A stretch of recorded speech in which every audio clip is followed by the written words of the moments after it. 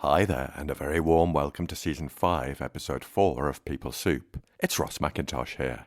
I do think that it's two extremes. I think life can be so much better now. We've got so much more opportunity than we've ever had. And most of us, if we're honest, would not go back to being hunter-gatherers. If it was offered to us now, you get rid of all your stresses that you have in modern life.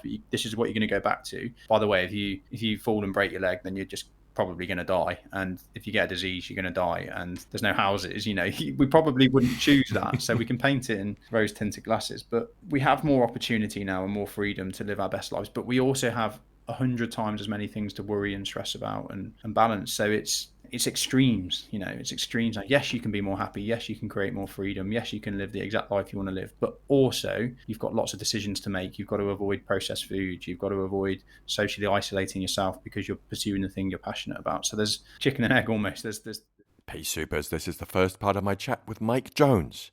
He's the founder of Better Happy, and I always leave a conversation with Mike feeling inspired and invigorated. I've called this episode Meet Mike Jones. Better Happy enables organizations to develop healthy, motivated, high-performing managers safe from burnout, and as they say, when your managers thrive, your people and business thrive. In this episode, he openly shares the ups and downs of his fascinating career, which involves 2 tours of Afghanistan, living in a Tibetan monastery, and setting up his first startup, a CrossFit gym. All of these experiences led Mike to create his highly successful business, Better Happy.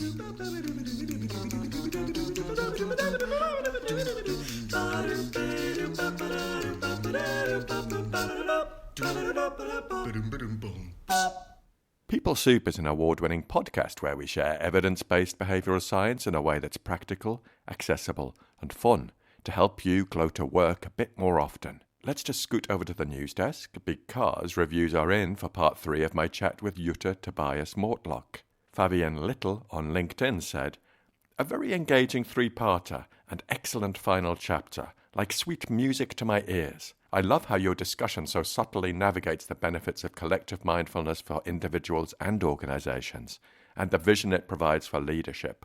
Rachel Lee on LinkedIn said, "Enlightening episode of the excellent People Soup podcast, highlighting how mindfulness is much more than meditation and breathing, and advocating for the use of mindful communication within teams." Thank you so much to Fabian and Rachel. I'm so pleased you found it engaging and enlightening. That's exactly what we were going for. So, for now, get a brew on and have a listen to part 1 of my chat with Mike Jones.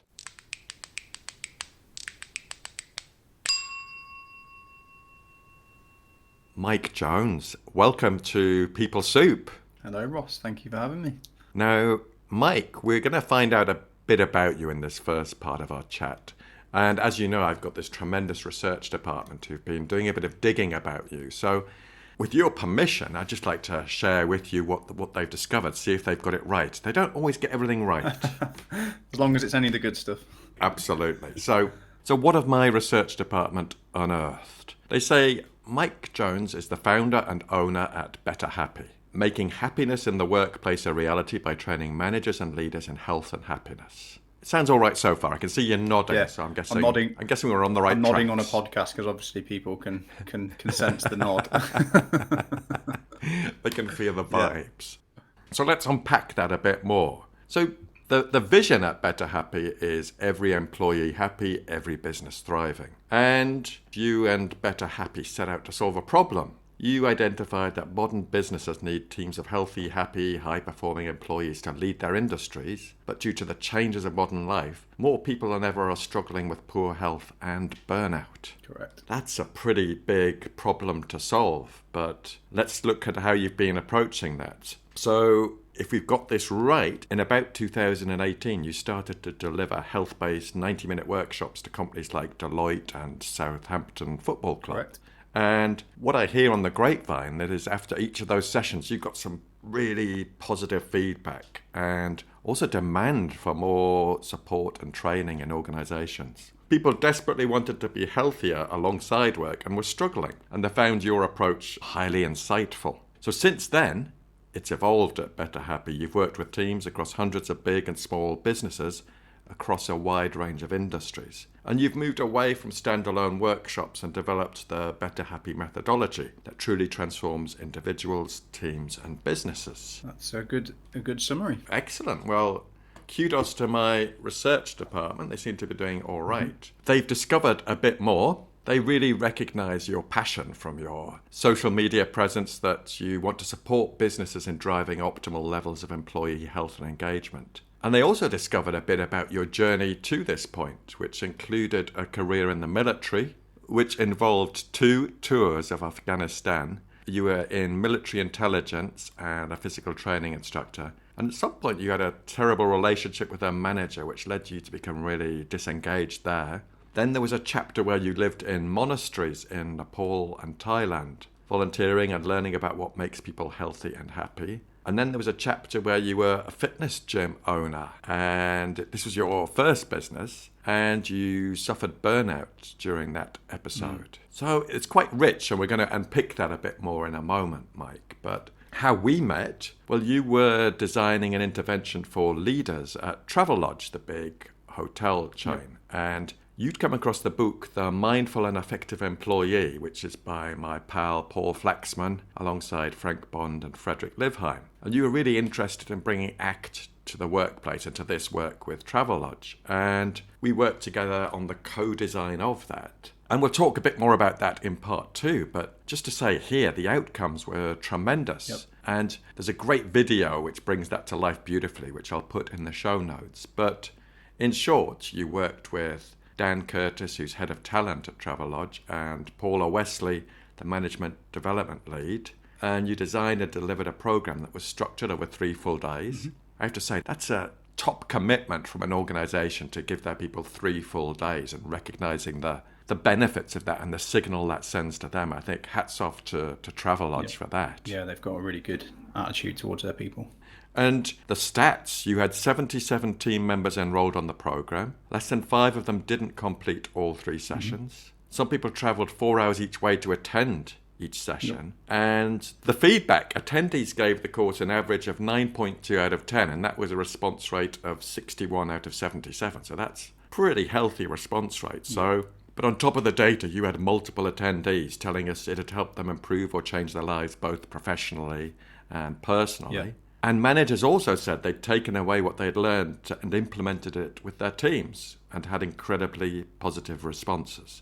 So, chapeau, man. That's pretty amazing. Congratulations. Thank you. Well, it's thanks to your help as well and your guidance. Now, Mike, there's one other thing that my research department picked up, and I don't know whether you're permitted to comment on this yet, but they said that you've been approached by the BBC because the BBC are bringing back that amazing sports competition show called Superstars, which was a standard feature of my youth. I used to love watching it. And apparently you're in the frame to be the presenter. Now, I don't know if there's anything you can say about that or whether it's all under wraps at the moment.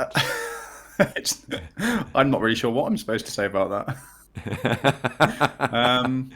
Like I mentioned earlier, I feel like I have a face for podcasts. So I'm not sure how well I'll be received in that new role. And my knowledge of sports is absolutely abysmal. But I think it's more about the energy you bring and the skills you bring in communicating with people as well. Yeah, well, I'd enjoy that part for sure. Did you ever watch it as a nipper? I think I'm just outside of that time frame. Oh, damn it, man. I thought it would be something that you may have heard of. No, sorry, Ross. Sorry to make you feel old. Yeah, I feel bloody old now, man. P Supers, I don't know about you, but I'm finding this happens more and more in life. You share an iconic cultural reference from your youth, only to be met with tumbleweed. Consider this to be a People Soup public service announcement, for it will happen to you, or it might have already started. When I think back, I think it started for me at least a decade ago. I was in a major government department, leading an HR for the minister's offices, and we had a new minister, Baroness Wilcox. Nobody had met her before, and I said, expecting peals of laughter, "It's a mystery. I wonder if it's Toya," only to be met with blank faces. Ah well, it comes to us all, mark my words. That is the end of this public service announcement, and we'll go back to the chat with Mike. I suppose like the old programs that I remember that were old to me when I was younger, things like Shooting Stars and The Teenage Mutant Hero Turtles. Well, I guess I do have a story about them, because at that time when you were sitting down watching Teenage Mutant Ninja Turtles, I was working in Toys R Yeah. Us at the Metro Centre in the Northeast, and people were queuing from like 5 o'clock in the morning. These irate parents going, I've got Donatello, Raffaello, and Michelangelo. I just need, which is the other one? Did you say Leonardo?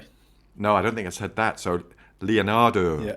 And they'd be fighting over these models. Did you ever have any of the models? I feel like I did. Like I said, it was kind of my early years. So my mum always tells me that I was absolutely obsessed with them. But I guess as I came into being just past that toddler phase, I moved on to Action Man or whatever else. I liked Mighty Max as well.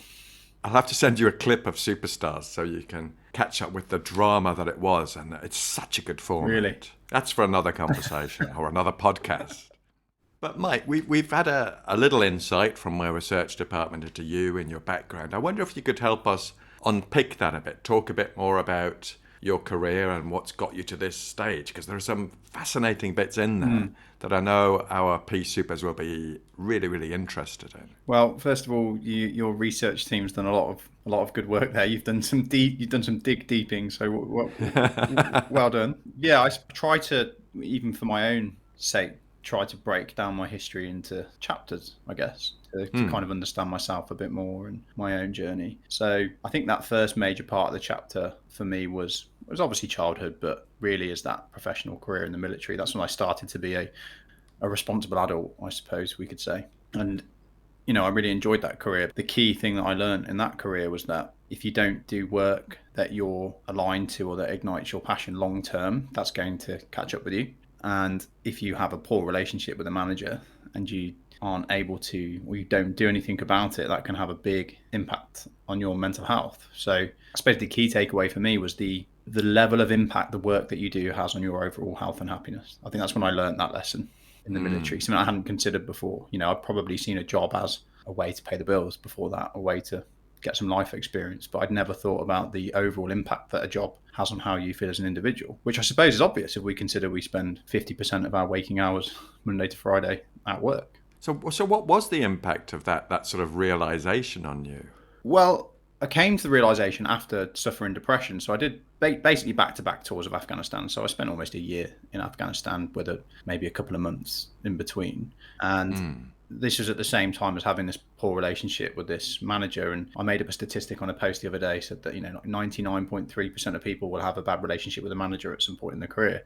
Until then followed up with, I've completely made that up. But unless you're extremely lucky, you know, it's just human nature. We're going to meet people that we don't get on with and don't see eye to eye with. So it's almost guaranteed. So that was all going on at the same time as working a very heavy workload with Afghanistan. And I just got to a point where I felt, for the first time in my life, I felt hopeless. I think if you imagine the impact of having a poor relationship with a manager, go into the military environment and times that by 10 at least, because of obvious reasons. You know, it's a very enclosed community. There's lots of powers that the management have in the military that they wouldn't have in civilian street, as we used to call it, civvy street. So it's very difficult. It's very much, if you fall out with somebody and you're at a different rank to them, it's very much, very quickly you against that rank structure, not just against that individual. So even people that might want to intervene and help you, they have this kind of ulterior motive of protecting the rank structure. And so you feel everyone's against you, and it makes you feel very hopeless, and it can quickly become very overwhelming. There was quite high rates of suicide in the military due to things like that. So I guess I hadn't thought about it like this, that the structures don't enable you to go to your manager and go, hey, could I give you some feedback? Oh, of course not. That doesn't happen in the military. You don't. It's an unwritten rule that it's the rank. You know, a junior soldier does not question a senior soldier. You can get arrested for it in a theatre of operations. So there's reasons for it. There's logical reasons for it, but obviously there's a lot of negatives that come from it. You know, you still hear the stories of World War II where somebody would refuse to shoot somebody and then they would be shot for refusing orders. It creates a very unique dynamic that can be very challenging. Gosh, it makes me think about creating this environment of safety and trust, which I would say that I haven't had great exposure to military environments, but I remember one time at an event, a conference, talking to someone in the military who was in bomb disposal, and he wanted to really foster this culture of psychological safety there, Because if the junior person spotted something or said, maybe there's something that we should look at there, or maybe we should look at, for example, that wire, he wanted that person to be able to say that freely, because if he didn't, it could cost lives. Yeah. But that is possibly quite a unique set of contexts. Yeah, interestingly, you tend to see that in the military, that senior relationships between leaders and junior soldiers actually improves in theatres of operation, because the bureaucracy is removed and the selfish desires of maybe wanting to enhance one's career at the expense of others is removed, and life and death is implemented. And when it's life and death, you'd be amazed at how well teams start to get on and how well leaders perform. You know, when a leader's life is literally, when their life is in the hands of their team, they will be a good leader 9 times out of 10, because it's now a life and death situation. Whereas when it's back in the UK and there's no life or death situation, it then starts to come down to what's going to get me recognised in the eyes of my seniors, what's going to lead to me getting a promotion, what's going to make my life easier. And that's when people's not so positive leadership qualities can emerge. I had a bad experience, you know. I'm certainly don't want to make out that all military leaders are bad. There's some of the best leaders in the world come from the military, and I had lots of very positive experiences as well. But it is this particularly negative one that was a very good learning curve for me, a good life experience. And you talked about having a career that aligns with your passion. Can you tell me more about that? How it did or didn't align with your passion when you were in the military? Yeah, I think I started to realise this when I started to go to Afghanistan. So when I joined the military at the age of 20, and my reasons for joining the military were I didn't have to write a CV. It got me out of my hometown and it kind of sounded fun. That was my reasoning for joining the military. My friends mostly gone to university. I didn't want to go to university. So that was my reasoning. And I think for the first 2 years, it was quite fun. It was training, learning, different experiences. But then once I got into the actual job and we were in Afghanistan, I started to realise that, do I really agree with what we're doing over here? Is this really who I want to be? And the answer was no. You know, I could still do a good job, but I didn't feel particularly good about it. And the longer it went on, the more apparent that became. So I kind of felt lost actually when I left, because I'd never really had the confidence in myself or the levels of self-esteem to truly think about what I wanted with life. And maybe I thought that the career, the money, the respect that you get for being in the military, maybe I thought that was going to tick the boxes, as that's what society tells us, the girlfriends. But the truth is that's not what happened. You know, I found out actually those things don't make you feel particularly happy. In fact, you end up spending all of your money drinking or doing or buying yourself stuff or going traveling because you're unhappy and you're trying to mask it. So that's when I started to come to realization that perhaps you need to do something that actually aligns to what you want to achieve with your life and who you want to be. It's fascinating to hear about having the confidence to think about what you want to do and your purpose, because I think that's essential when we're training people or coaching people on working with their own values. It's realizing that they have that choice. I think everything in the world comes down to individual self-esteem. I think if you could increase the self-esteem of everybody in the world by 10%, you'd make the world an exponentially better place. You know, we've all got friends and family that, and maybe even ourselves, that have struggled with addiction, even if it's not to the point of being classed as an addict, but drinking too much, not looking after ourselves, getting stuck into repetitive cycles of unhelpful behavior. And we tend to feel annoyed with ourselves or with others when that happens. When we just stop doing it, stop playing on computer games for 10 hours a day and go and find a better job, you know, and you're like, okay. But when you look into it, you've got to ask yourself, well, why is that person doing that? Why is that person not going out with all the opportunities that they have available to them today in the modern world and doing everything they can to live their best possible life, to do the exact things they want to do, to travel where they want to travel, to make the money they could potentially make? Why are they not doing that? And the only reason is because they don't believe in themselves. I can't see any other reason why we wouldn't, you know, and I know this because I'm talking from personal experience. And when you don't have the confidence to pursue what you want to pursue, you do what society tells you to do. And eventually, unless you're lucky, that was going to lead to you feeling quite unhappy. So you make up for it by drinking, substance abuse, having lots of sexual partners, buying lots of stuff, looking forward to 2-3 holidays a year. I think that's what happens. And it all comes down to confidence in my eyes. Yeah, having all those uncomfortable things inside of us and taking sort of avoidant action. Yeah. Like the drinking, the substance abuse, the playing video games for hours on end. Yeah, it's because you're unhappy with yourself and not doing what you know you should be doing. So, well, it's my theory. So you mask that with short-term pleasures and like you said, masks of actually how you truly feel.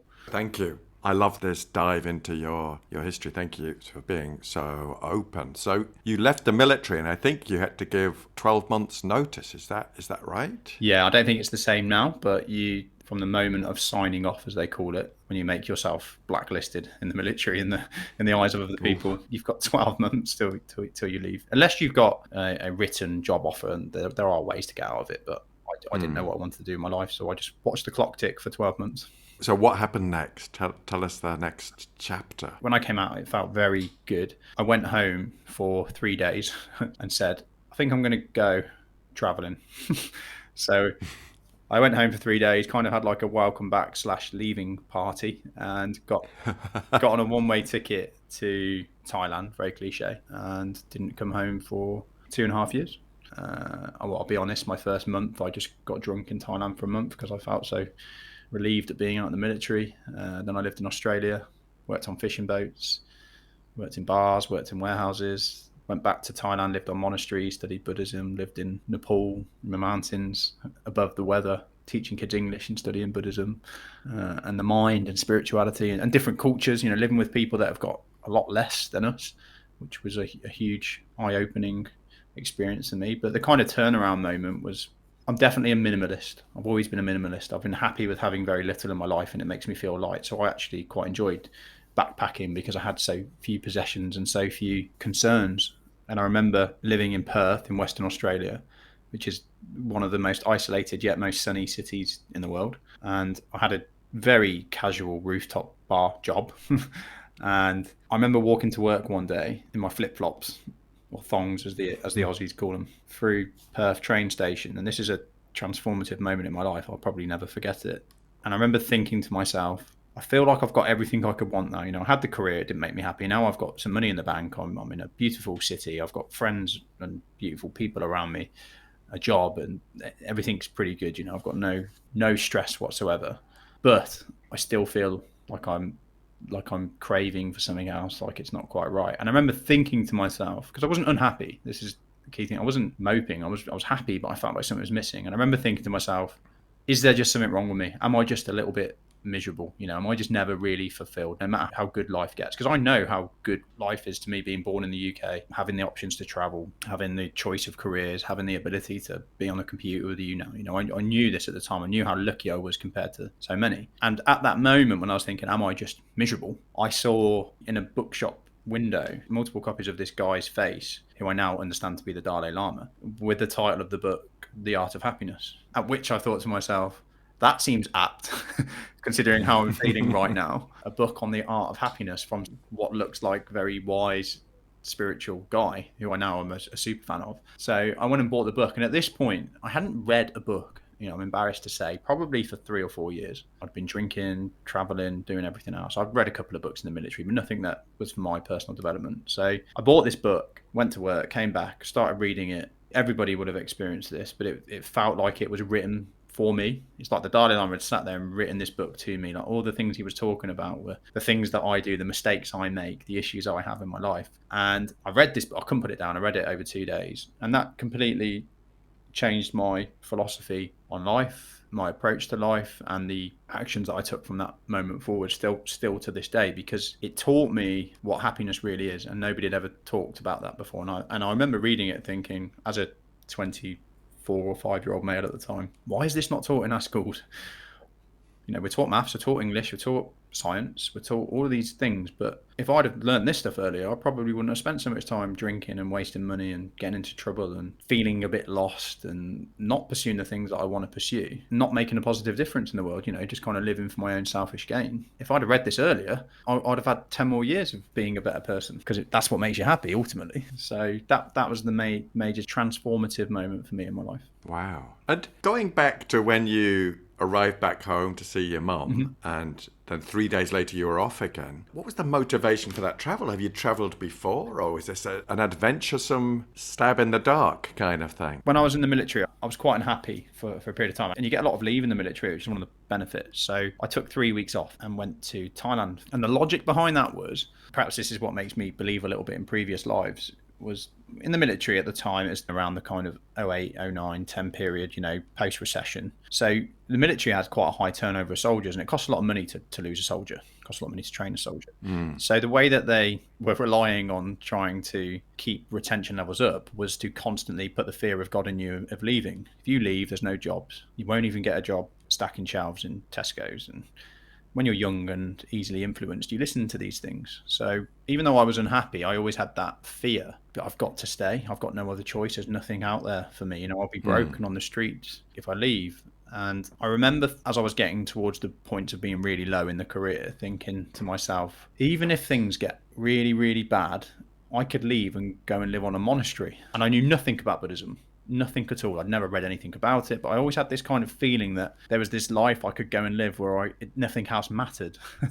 So I always had this strange allure to go to Thailand and learn about Buddhism and live this more peaceful, stress-free life where it's like, okay, even if you've got no money, it doesn't matter because you can go and learn that you don't need possessions to be happy. So that kind of always pulled me there. So I had 3 weeks there when I was in the military, and then when I left, I went more permanently as such, still not knowing what I was looking for. What was it like, that monastery experience, that day-to-day experience? Because all I can think of is when I was little, and again, I'm older than you, so here we go, Kung Fu. Yeah. There was a series called Kung Fu about a master and their apprentice. Yeah.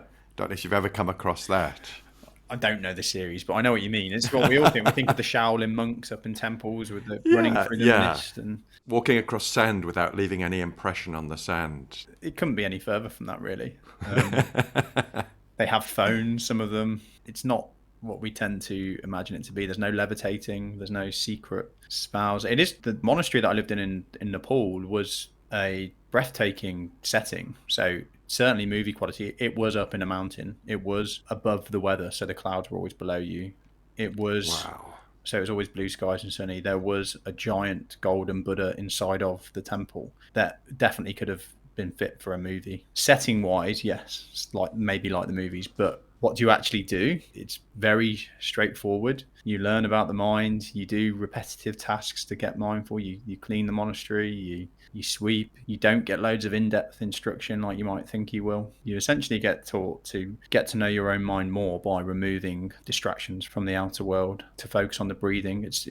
You read a few books on meditation, you know quite a lot about what's going to get taught to you on a monastery. I think the magic's more in the environmental removal of external distractions, because most of us have never done that. Probably the biggest transformation for me was that I didn't know how to be comfortable on my own. So I used to drink every Friday and Saturday, because as soon as I had time to myself, I was like, well, I don't want to sit here on my own with my own thoughts and try and be relaxed. So I'll go and drink myself into oblivion, because I actually don't like being in clubs either. So the only way I'm going to cope with being there is being really drunk. I think that's a lot of people in the UK. We're not happy being quiet and on our own. So we drink and we eat and we constantly find ways to try and keep ourselves preoccupied. Whereas actually, if we could just learn to be quiet and peaceful in our own presence, I think we probably put a lot of bars out of business. I couldn't agree more. I think there's a general discomfort in acknowledging or recognizing emotions, or realizing that life is up and down. It's not always jazz hands and show tunes. Sometimes it's bloody miserable and shit things happen in life. But we're kind of taught that chin up, turn that frown upside down, and nonsense like that. Yeah, and pleasure is good, but anything else is bad.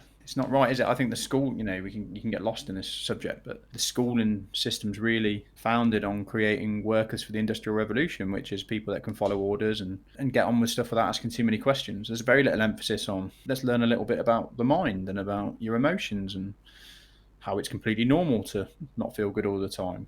Whereas you go to Nepal, they live in poverty, really, in comparison to us, and the kids are learning how to monitor their own minds, how to recognize that thoughts come and go, how to recognize that you are not your thoughts. They pass like clouds over the sun. These kids are learning this stuff at 6 years old. Oh man, if I'd learned stuff like that at school, blimey. Yeah, how many problems would be solved? Yeah, absolutely agree.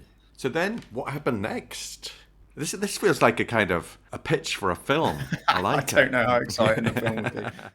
What happened was I was living on a monastery in Thailand, and I was on a silent retreat, which is a week of being silent, but it's hardcore. There's not only are you silent, you have no books. So try and sit for an hour without looking at a book or your phone or having a conversation, and that's, unless you're falling asleep, that's very difficult. And what it forces you to do is get really deep with what goes on in your own mind. And I found a lot of something I'd never found before, but a lot of kind of anxiety, worry, discomfort. That was a really difficult experience for me, actually, the silent retreat, because I can go without a phone or a computer for a year. It doesn't bother me whatsoever, but I like my books. I like to be learning, but that's an addiction in itself as well. So just being truly quiet on your own for a week is hard, really hard. So it was a good experience for me, but it also kind of led to me having a bit of a knee-jerk reaction and convincing myself that being on a silent retreat wasn't the thing I should be doing with my life. I've been born into privilege compared to most people in the world. I'm certainly not from a wealthy family, but I'm born into the UK, into a modern, westernized, developed nation where you're relatively safe from the fear of death on a daily basis. So I felt that with these privileges that I have to me, my job isn't to be sat here, it's to be in the UK making a difference to people. So I think it was a combination of my purpose, but also running away from spending too much time on my own that led to me to come back to the UK and jump headfirst into opening my first business, which was called Metabox. But the meta, not meta as in metaverse, but it's a double T, which is actually a Buddhist term for loving kindness. So that's what I wanted to do. I wanted to come back and help people be healthier and happier. So tell us about Metabox. So I knew I wanted to open a business, but I wasn't sure how I was going to do it. I wasn't sure what it was going to be. And about 6 months after being back, I had the opportunity to lease a unit at a very low cost on the side of an existing gym if I cleaned it out and tidied it up. So I was a free spirit at the time, so that's what I did. So I started what people would know as a CrossFit gym. For a lot of people, that sounds intimidating and they think of big buff guys with their tops off, but really it's about community fitness and functional training. So bringing people together to train together, teaching people how to move, to avoid postural issues and help them get into good shape, essentially. And that just took off. It did really well. So it went from startup to us having our own unit with our own lease in 2 years, to us turning over 6 figures, having a team of 4 within 5 years. So it was a really good startup business. And from the outside looking in, people were probably envious of how successful I was in starting my first business. But at the same time, I was working myself into the ground, paying myself next to nothing to constantly pump the money back into the gym and build a team. I took 2 weeks off in 5 years. So I had no time with my partner. I kind of cut myself off from my family, not intentionally, but just because I was always doing work. So obviously that led to me just being completely and emotionally exhausted at the kind of 5-year point, which is when COVID came along. So that taught me another lesson, It taught me that, again, your work has a major influence on your overall health and happiness. And we tend to think that's because we haven't found the thing that we're passionate about, or because we've got the bad relationship with the manager. Well, it might be those things, but you find the thing that you might be passionate about, and then you're just as a higher risk of suffering because you're going to burn yourself out. And it's almost like a continuum, and you have to be in the middle. If you disengage, if you don't like your work, that's going to lead to you feeling unhappy and unfulfilled. Whereas if you love your work so much that you're willing to sacrifice your health, then you're going to burn out and resent your work and become disengaged and unhappy. So it's kind of like finding this middle ground, I think.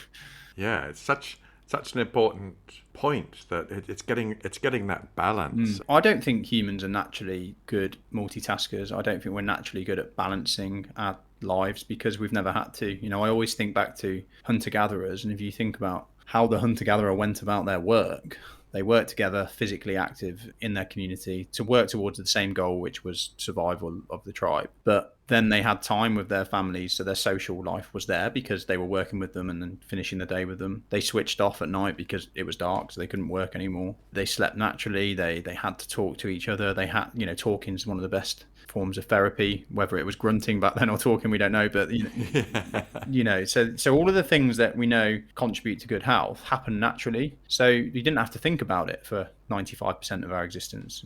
Whereas now it's like, find a job that you're passionate about. Okay, that's difficult, but once you do that, or even work you're passionate about, and then it's okay, and now I've got to make sure I'm still spending time with my family, but actually my brain has evolved to make me want to do a really good job, so I'm definitely going to start putting that ahead of everything else. And then it's like, oh, okay, and fit in some health stuff as well, because if you don't look after your health, you're going to struggle because the work is sedentary and we sit down a lot. You've got this new challenge really where you think you're going to solve it if you're just passionate about your work, but that's just going to create more issues as well that you've got to be aware of. you and I will know about this because we've both got businesses. And why do we have these businesses? Because we're passionate about what we're doing. That's the reason we have a business and not just a job. Not that you can't have a job and be very passionate, that you can have a job and not be passionate, but you're always at risk of burning out or working too hard or letting yourself slip, because it's not naturally built in anymore. And we've never had to try and balance it all. And P Supers, this is why I love talking to Mike. Me and Mike talk quite regularly. We sometimes ramble, go off point, and it's particularly me.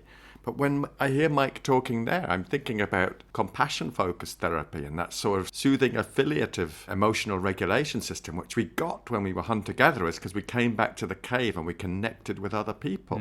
And now we don't necessarily do that, or we just keep that drive going, particularly in things like global businesses or your own business, where you think, I'm the only one responsible here, I've got to keep going. So the context of the working life has changed so dramatically.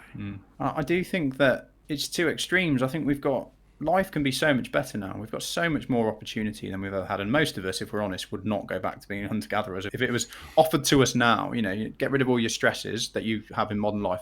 This is what you're going to go back to. By the way, if you fall and break your leg, then you're just probably going to die. And if you get a disease, you're going to die. And there's no houses, we probably wouldn't choose that. So we can paint it in rose tinted glasses, but we have more opportunity now and more freedom to live our best lives. But we also have 100 times as many things to worry and stress about and balance. So it's extremes, it's extremes. Like, yes, you can be more happy. Yes, you can create more freedom. Yes, you can live the exact life you want to live. But also, you've got lots of decisions to make. You've got to avoid processed food. You've got to avoid socially isolating yourself because you're pursuing the thing you're passionate about. So there's chicken and egg almost. There's two things to kind of balance.